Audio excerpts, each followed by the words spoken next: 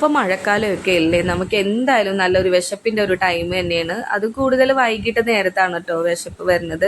അപ്പം ഞാൻ എന്തായാലും വിചാരിച്ചു ബ്രെഡ് ഇരിക്കുന്നുണ്ട്, അപ്പോൾ എന്തായാലും നമുക്കൊരു ഈവനിങ് പലഹാരം ഉണ്ടാക്കാമെന്ന് വിചാരിച്ചിട്ടോ.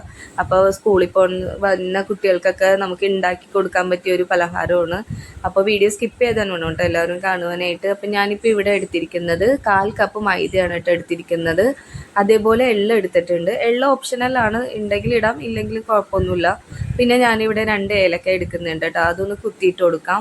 പാകത്തിന് ഉപ്പും ചേർത്ത് കൊടുത്തിട്ടുണ്ട്. പിന്നെ അതേപോലെ ഞാൻ അല്പം പഞ്ചസാരയും കൂടെ ചേർത്ത് കൊടുക്കുന്നുണ്ട് കേട്ടോ. കാരണം മാവിൽ ഒരിത്തിരി മധുരം വേണമല്ലോ, അപ്പോൾ അതുകൊണ്ട് പഞ്ചസാര ഇട്ട് കൊടുക്കുന്നുണ്ട്.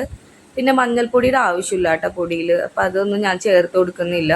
എന്നിട്ട് ഇതേപോലെ വെള്ളം ചേർത്തിട്ട് നന്നായിട്ടൊന്ന് മിക്സ് ചെയ്ത് കൊടുക്കുക കേട്ടോ. ഒരുപാട് കട്ടിയൊന്നും വേണ്ട, ഒരുപാട് ലൂസ് ആവാനും പാടില്ല കേട്ടോ. അപ്പം ഞാനിപ്പോൾ ഇവിടെ ബട്ടറിലാണ് കേട്ടോ ചെയ്യണത്. എണ്ണയിലൊന്നും മുക്കി പൊരിക്കുന്നൊന്നുമില്ല, ബട്ടറിലാണ്. കുട്ടികൾക്കൊക്കെ ഒരുപാട് ഇഷ്ടമുണ്ടാവും.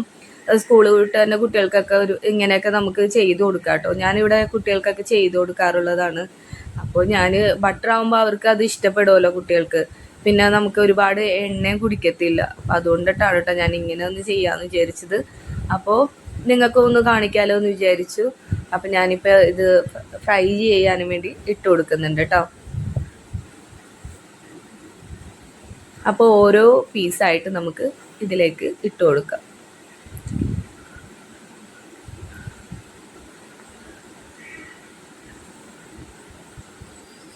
അപ്പോൾ ഞാൻ അതൊക്കെ ഫ്രൈ ചെയ്തെടുത്ത് മാറ്റിയിട്ടുണ്ട് കേട്ടോ. അതിൻ്റെ ഇത് എന്തോന്നറിയില്ല, അത് എനിക്ക് കിട്ടിയില്ല വീഡിയോ എടുത്തത്. അപ്പോൾ ഞാനിപ്പോൾ അടുത്ത ട്രിപ്പ് ഇട്ട് കൊടുത്തിട്ടുണ്ട്. അപ്പോൾ ബട്ടറിൻ്റെ ഒക്കെ കളറൊക്കെ മാറിയിട്ടുണ്ട്, എന്നാലും കുഴപ്പമൊന്നുമില്ല കേട്ടോ. അപ്പോൾ ഒരുപാടൊന്നും ബട്ടറിൻ്റെ ആവശ്യമില്ല, ഒരുപാട് എണ്ണയിൽ മുക്കിയൊന്നും പൊരിക്കേണ്ട ആവശ്യമില്ല, കുട്ടികൾക്ക് ഇഷ്ടപ്പെടും. ഞാനപ്പോൾ ചായയും വെച്ചിട്ടുണ്ടായിരുന്നു അതിൻ്റെ ഒപ്പം തന്നെ കഴിക്കാനായിട്ട്. അപ്പോൾ ഈ ഒരു ചെറിയ വീഡിയോ എല്ലാവർക്കും ഇഷ്ടമായി എന്ന് വിചാരിക്കുന്നു. അപ്പോൾ എല്ലാവരും ഒന്ന് കമൻ്റൊക്കെ ഒന്ന് എഴുതി അറിയിക്കാം.